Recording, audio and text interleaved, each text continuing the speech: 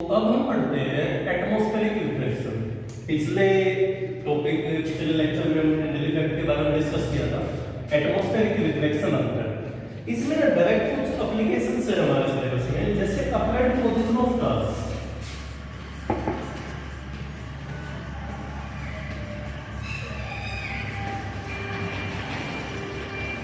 Position of stars like हम यहाँ पे अज्यूम करते हैं कि ये कोई स्टार है हमारे पास जो इस पोजीशन पे है। एक्चुअल पोजीशन इसकी ये है।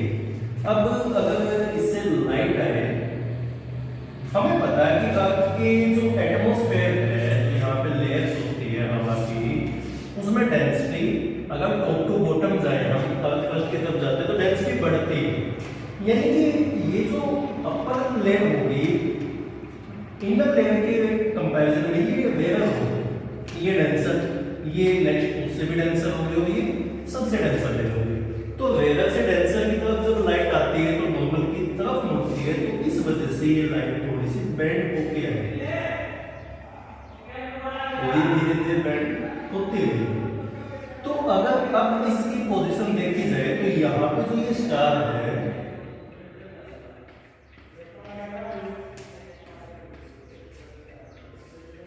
तो अपरेंटली स्टार हमें यहां पे दिखेगा।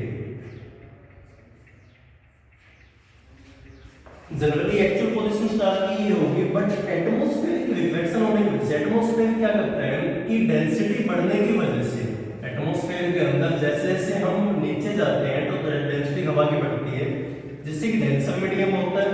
तो जैसे ही वे वेवर टू डेंसर लेयर्स क्रॉस करती है, ये नॉर्मल की तरफ मुड़ेगी, इससे जो स्टार होगा वो अपनी एक्चुअल पोजीशन से थोड़ा सा ऊपर दिखेगा। तो ये एटमॉस्फेरिक रिफ्लेक्शन की फर्स्ट एप्लीकेशन थी। सेकंड आती है ट्विंकलिंग ऑफ स्टार्स।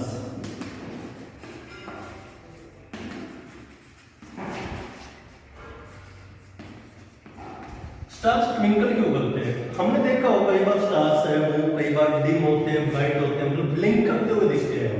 तो ऐसा क्यों होगा?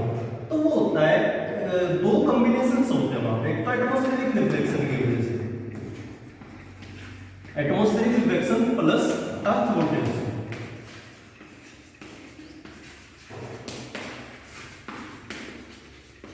अर्थ की रोटेशन की वजह से भी होता है। क्या है, जैसे अर्थ अपनी एक्सिस पर रोटेट कर रही है, बट हमें पता है कि अर्थ के साथ एटमॉस्फेयर उसी स्पीड से रोटेट नहीं करेगा, इसलिए जो इनर लेयर है वो ज्यादा स्पीड से रोटेट करेगी, उससे अपर लेयर थोड़ी सी कम स्पीड से रोटेट करेगी।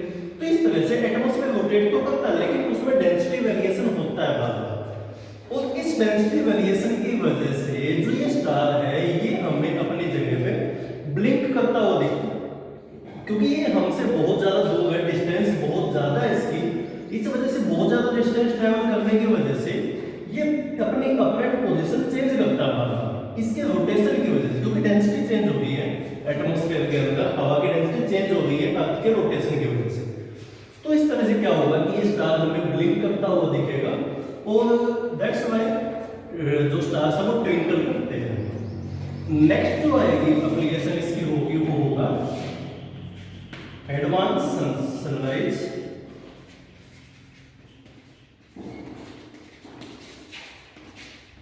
And delayed sunset.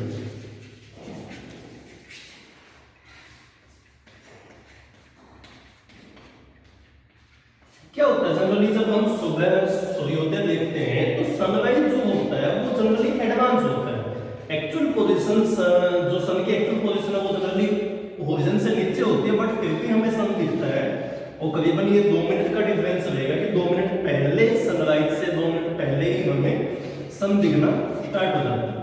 और ऐसे ही जो सनसेट होता है वो भी 2 मिनट लेट होता है एक्चुअल सनसेट से।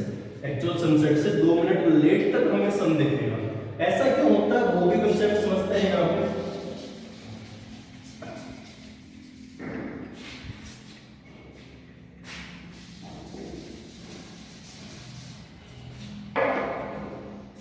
जैसे मान लेते हैं ये अर्थ सरफेस है हमारा, और ये होरिजन हो गया,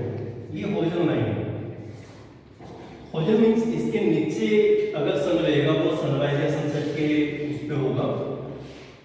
तो अब अज्यूम करते हैं ये है सन की एक्चुअल पोजीशन, ये सन की एक्चुअल पोजीशन है, बट एटमॉस्फेयर की लेयर्स यहाँ पे भी होंगी। अब क्या होगा, जैसे सन की लाइट आएगी तो ये मुड़ के आंख पे खड़े इस ह्यूमन के पास पहुंच जाएगी, और इसको एटमॉस्फेरिक रिफ्लेक्शन की वजह से इस पर्सन को ये जो सन दिखेगा वो यहाँ पे दिखेगा, तो होरिजन से ऊपर दिखेगा इसको। सेम इस साइड के केस में भी होगा, जब सनसेट ऑलरेडी हो चुका है, जब रेज यहाँ से आएगी इसकी, तो ये फिर से इस ह्यूमन के पास पहुंच जाएगी और इसको ये यहाँ पे दिखेगी। यानी कि सन की जो अपरेंट पोजीशन है वो उसकी एक्चुअल पोजीशन से थोड़ी सी अबव होगी, जिससे कि सन राइज होने से पहले ही सन दिख जाता है हमें, और सनसेट होने के बाद भी सन दिख रहा है। और ये भी किसकी एप्लीकेशन होगी, हमारी एटमॉस्फेरिक रिफ्लेक्शन की वजह से। ठीक है, नेक्स्ट टॉपिक पढ़ते हैं हम आपके पर ट्विंकल क्यों नहीं करते।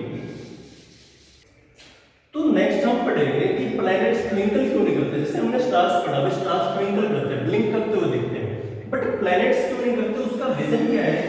फर्स्ट रीजन तो ये है कि प्लैनेट्स हमारे पास है, प्लैनेट्स आर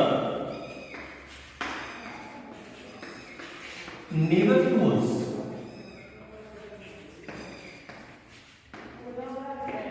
तो इसी वजह से।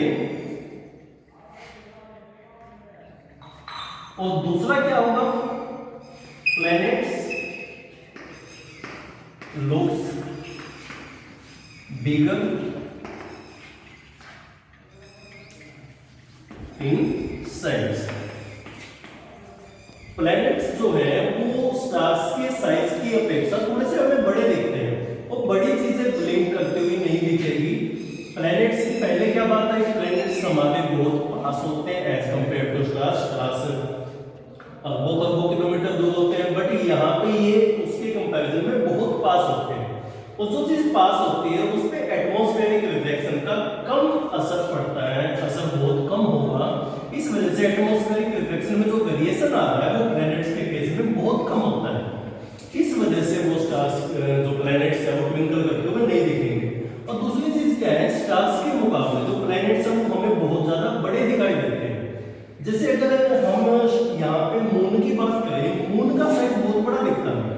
अब इतने बड़े साइज का मून ट्विंकल करता हुआ नहीं दिखेगा, क्योंकि इसमें जो वेरिएशन आ रहा है, इसकी इंटेंसिटी में वेरिएशन आएगा वो बहुत कम आएगा, और इंटेंसिटी में वेरिएशन बहुत कम आना यानी कि ये ब्लिंक नहीं करेगा, ये ट्विंकल नहीं करेगा। तो ये रीजन था कि प्लैनेट्स क्यों ट्विंकल नहीं करते। अब नेक्स्ट हम पढ़ते हैं टिंडल इफेक्ट के। तो नेक्स्ट हम पढ़ते हैं टिंडल इफेक्ट की कुछ एप्लीकेशंस है, कुछ क्वेश्चंस है जो टिंडल इफेक्ट की हेल्प से हमारे सोल्व होंगे। सबसे पहला क्वेश्चन क्या है, why sky appears blue. Sky जो ब्लू कलर का क्यों दिखता है, ये चीजें हमें बतानी है। तो यहाँ पे एक चीज यहाँ पे ध्यान रखनी पड़ेगी, जो ब्लू कलर है उसका स्कैटरिंग इफेक्ट सबसे ज्यादा होता है, मैक्सिमम स्कैटरिंग इफेक्ट उसका होगा।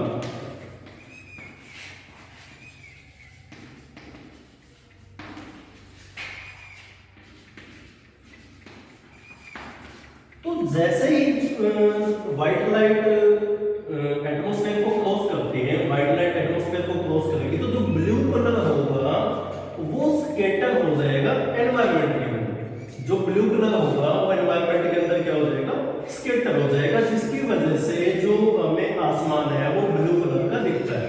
बाकी सारे कलर्स की लाइट है वो हमारे तक पहुंच जाती है।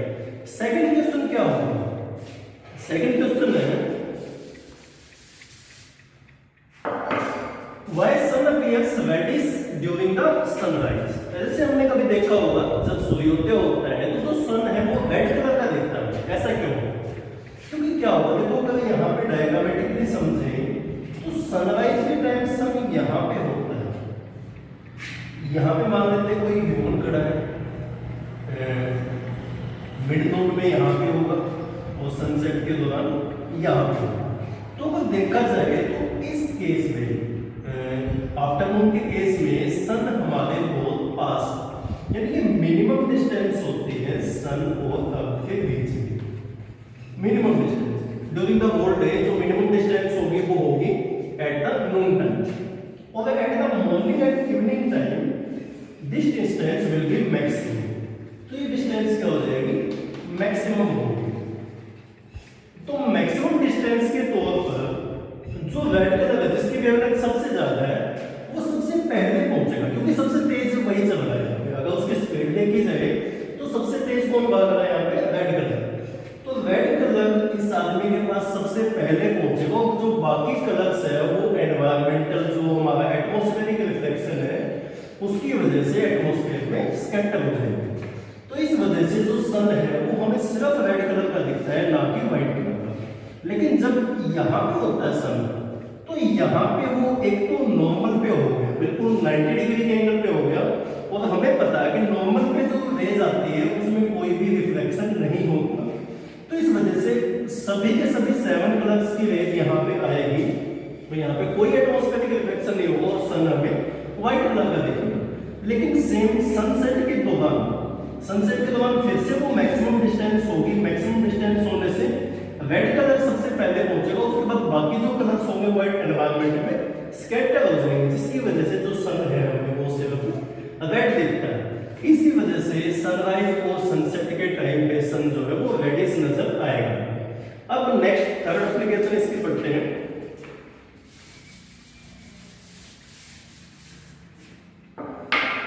कि जो एस्ट्रोनॉट्स है जब मून वगैरह या किसी और दूसरे प्लैनेट्स पे जाते हैं तो वो जब स्काई को देखते हैं, जो आसमान को देखते हैं, उनको ब्लैक कलर का दिखता है। ऐसा क्यों? हमें तो धरती से तो वो ब्लू कलर का दिख रहा था, बट यहाँ पे वो ब्लैक कलर का क्यों दिखता है? क्योंकि स्पेस के अंदर कोई एटमॉस्फेयर नहीं होता, देयर इज नो एटमॉस्फेयर। कोई एटमॉस्फेयर नहीं है तो एटमॉस्फेयर नहीं है तो कोई स्कैटरिंग भी नहीं है, no scattering.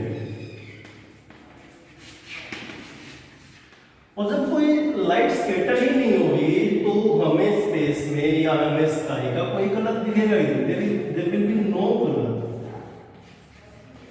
And no colour means black. तो जो स्पेस है या फिर जो स्काई है वो स्पेस से हमें कैसा दिखेगा, ब्लैक कलर का दिखेगा, क्योंकि स्पेस में वहां पे कोई भी एटमॉस्फेयर, कोई भी गैसेस, कोई भी मीडियम पार्टिकल्स नहीं होते। इस वजह से वहां पे कोई एटमॉस्फेरिक रिफ्लेक्शन नहीं होगा, एटमॉस्फेरिक रिफ्लेक्शन नहीं होगा तो स्कैटरिंग भी नहीं होगी। और अगर कोई कलर स्कैटर ही नहीं होगा तो वहां पे कोई भी कलर हमें स्पेस में नहीं दिखेगा, तो वो ब्लैक कलर का दिखेगा। तो इसी के साथ ये चैप्टर जो हमारा ह्यूमन आई है वो खत्म हो जाता है यहाँ पे। तो नेक्स्ट चैप्टर हम पढ़ेंगे नेक्स्ट